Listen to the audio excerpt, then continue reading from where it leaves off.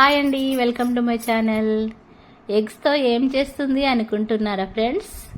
మీకు ఇప్పుడు ఎగ్ పచ్చడి ఎలా చేయాలో చూపించబోతున్నాను ఫ్రెండ్స్. ఎగ్ పచ్చడి కోసం అయితే ఒక 4 కోడిగుడ్లను అయితే వాటర్లో పోసుకొని స్టవ్ పైన పెట్టుకుంటున్నాను ఫ్రెండ్స్. ఎగ్స్ ఉడకబెడుతున్నాను. స్టవ్ ఆన్ చేసుకొని ఎగ్స్ అయితే ఉడకబెడుతున్నాను. ఇందులో కాస్త సాల్ట్ వేస్తున్నాను. ఉడకబెట్టినప్పుడు కాస్త సాల్ట్ వేస్తే పెచ్చులు బాగా వస్తాయండి. ఎగ్స్ అయితే ఉడికిపోయాయి ఫ్రెండ్స్. ఇలా పై పెచ్చులన్నీ తీసుకొని పక్కన పెట్టుకోవాలి. ఎగ్స్ మనం ఉడకబెట్టిన తర్వాత మీరు కూడా ట్రై చేయండి ఫ్రెండ్స్. ఎగ్ పచ్చడి చాలా ఈజీగా ఒక 10 మినిట్స్లో అయితే రెడీ అయిపోతుంది అంతే. ఎగ్స్ ఉడకడమే ఆలస్యం. పచ్చడి అయితే చాలా ఈజీ మెథడ్. ఇలా ఎగ్స్ అన్నీ పెచ్చులు తీసుకొని పక్కన పెట్టుకోవాలి. చాలా ఎగ్ కర్రీ కంటే కూడా ఇది చాలా టేస్టీగా ఉంటుందండి. మీరు కూడా ట్రై చేయండి ఒకసారి. ఇప్పుడు స్టవ్ ఆన్ చేసుకొని ఒక బౌల్ పెట్టాను. ముందుగా మనము ఒక ప్లేట్లో ఇవన్నీ ప్రిపేర్ చేసుకోవాలి. ధనియాలు, ఎండుమిర్చి, జీరా, దాల్చిన చెక్క, ఒక ఇలాచి, ఇవన్నీ రెడీ చేసి పెట్టుకోవాలండి ఒక ప్లేట్లో. ముందుగా వీటన్నింటినీ మనము స్టవ్ పైన పెట్టిన బౌల్లో వేసి మంచిగా ఫ్రై చేసుకోవాలండి. ఒక్కొక్కటిగా వేస్తున్నాను నేనైతే ఇవన్నీ.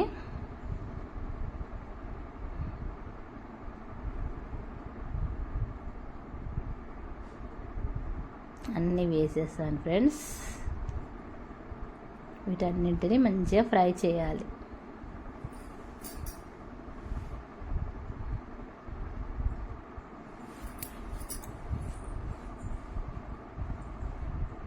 మంచిగా ఫ్రై అయిపోతున్నాయి.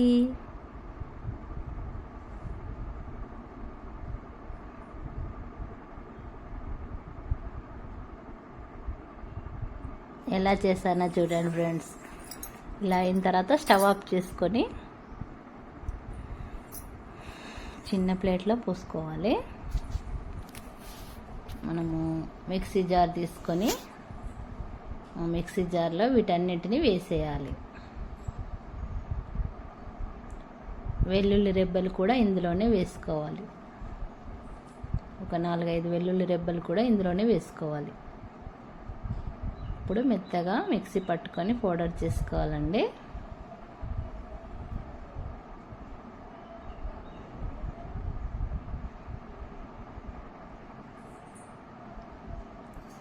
అయిపోయింది ఫ్రెండ్స్.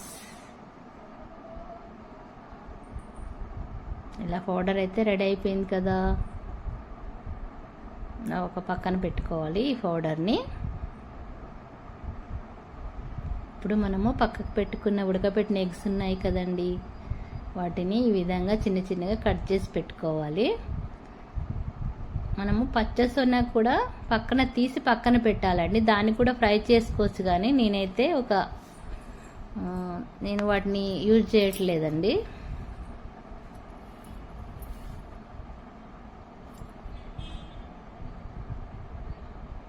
ఇలా చిన్న చిన్న పీసెస్గా కట్ చేసి పెట్టుకోవాలి. ఎల్లోని తీసి పక్కన పెట్టుకొని ఒక వైట్ మాత్రమే చిన్న చిన్న పీసెస్గా యూజ్ చేసుకుంటున్నాను.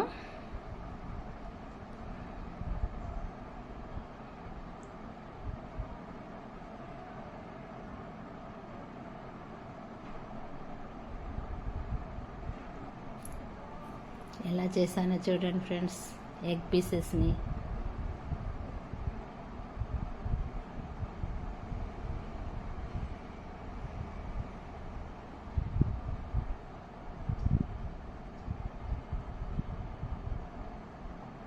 ఎగ్ పీసెస్ అయితే రెడీ అయిపోయాయి.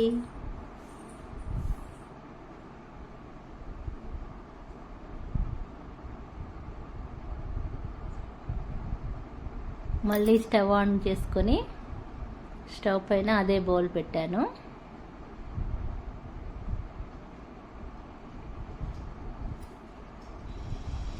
ఇందులో 2 టేబుల్ స్పూన్ల ఆయిల్ వేస్తున్నాను.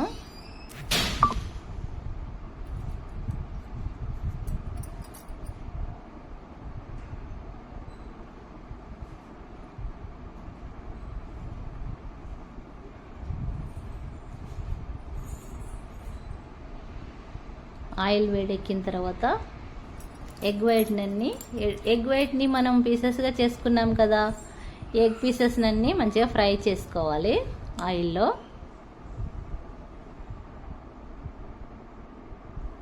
ఎల్లో కూడా ఫ్రై చేసుకోవచ్చు, కానీ నేను ఎల్లో పక్కన పెట్టానండి. కేవలం వైట్ పీసెస్ మాత్రమే తీసుకున్నాను.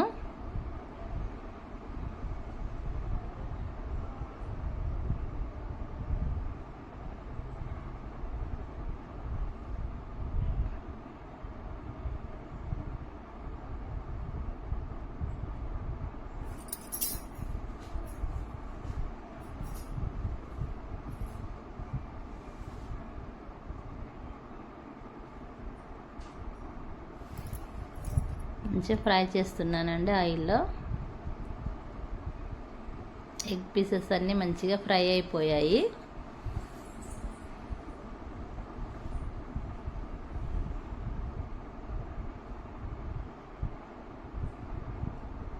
వీటన్నిటిని తీసి చిన్న ప్లేట్లో పక్కన తీసి పెట్టుకుంటున్నాను.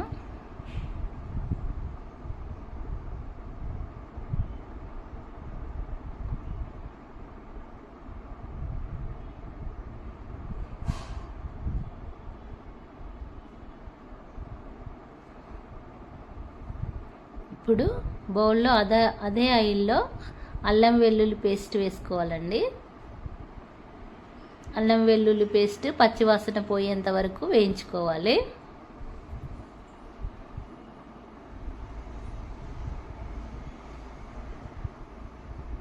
రెండు టేబుల్ స్పూన్ అల్లం వెల్లుల్లి పేస్ట్ వేసాను. కరివేపాకు రెబ్బలు వేసానండి కొన్ని. ఇప్పుడు మనము ఎగ్ పీసెస్కి తగినంత కారం వేస్తున్నాను.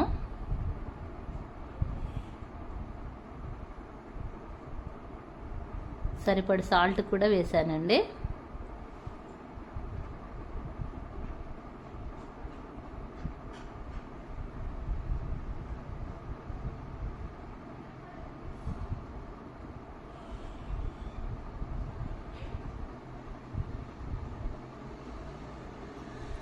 ఇప్పుడు మనము రెడీ చేసి పెట్టుకున్నాం కదండి, ధనియా, మిర్చి,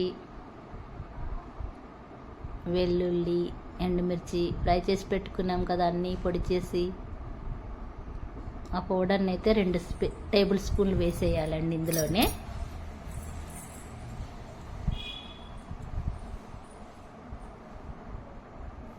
ఇప్పుడు మనము పక్కన పెట్టుకొని ఫ్రై చేసి పెట్టుకున్న ఎగ్ పీసెస్ ఉన్నాయి కదండి, వాటిని ఇందులో వేసేయాలి.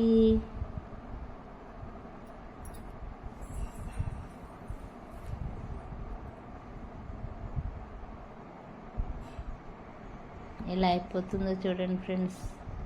ఎగ్ పీసెస్ అన్ని ఇందులో వేస్తున్నాను.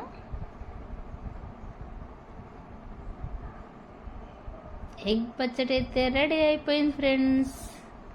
చూడండి ఫ్రెండ్స్ ఎంత బాగుందో. ఎగ్ పచ్చడి అయితే 2-3 డేస్ అయితే నిల్వ ఉంటుందండి ఇది.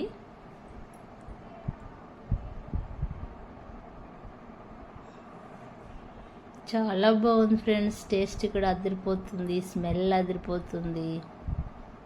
Wow, super. కమ్మని ఎగ్ పచ్చడి రెడీ. మా ఛానల్ నచ్చితే లైక్ చేయండి, షేర్ చేయండి, సబ్స్క్రైబ్ చేసుకోవడం మాత్రం మర్చిపోకండి. Thanks for watching.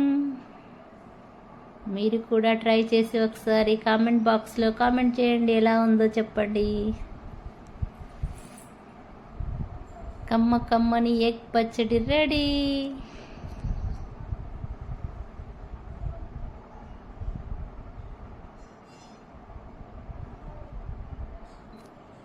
బాయ్.